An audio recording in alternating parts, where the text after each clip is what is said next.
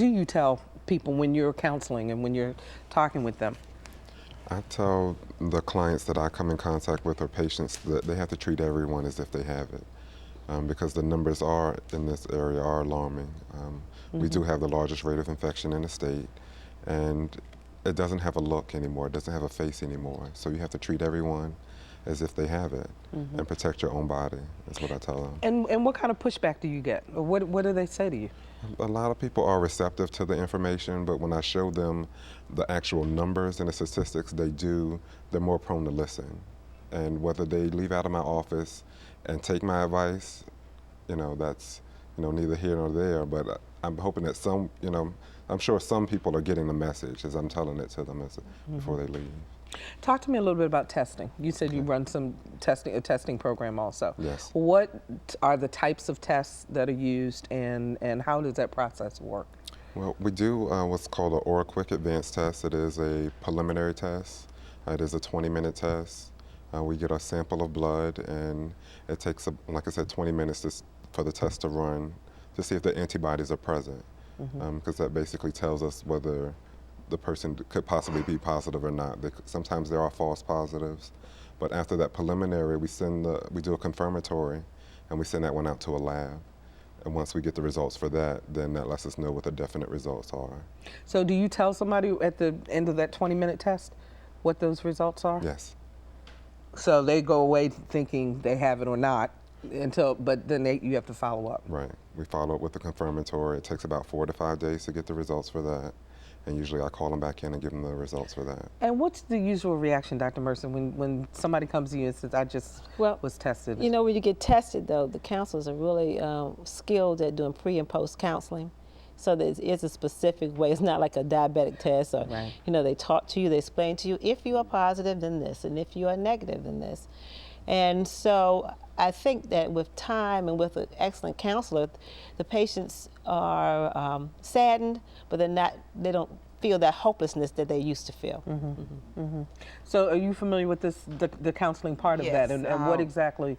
The counseling part is so very, very important, because when you're testing someone and they test positive, you have to know the resources, you have to know what to tell them, where to go. You need to have doctors that you can refer them to. But the other part of this is, again, back to health disparities and economics. If you don't have any health insurance, you can't get treated. Then we have to make a referral to one of the local areas that will take them with no insurance, where the wait can be very long. When you're looking at people living outside of the city of Norfolk in some of the outlying communities, we're talking of a transportation issue. And sometimes we find that these people are not getting the treatment that they need to stay HIV positive because it's just not accessible. And this is the sad, scary part. And when we have people that are HIV positive, we still have to deal with the stigma. It's a great stigma in the community, and particularly the African American community, that you just don't say that you're HIV infected. That's dirty disease, a nasty person. Well, let me ask you this. Are you required, after you find out that you are HIV positive, to talk to your other partners?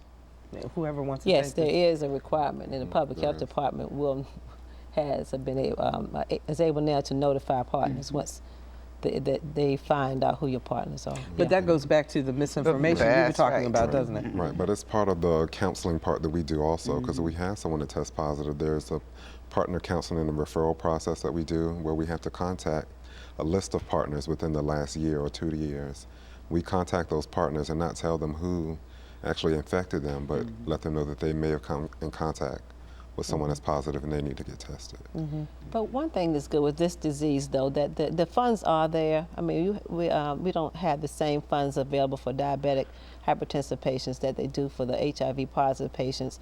If you're uninsured, there are ways yes, there are resources and ways to obtain medication, and for even getting tested, there are a lot of different agencies that will do the confidential testing.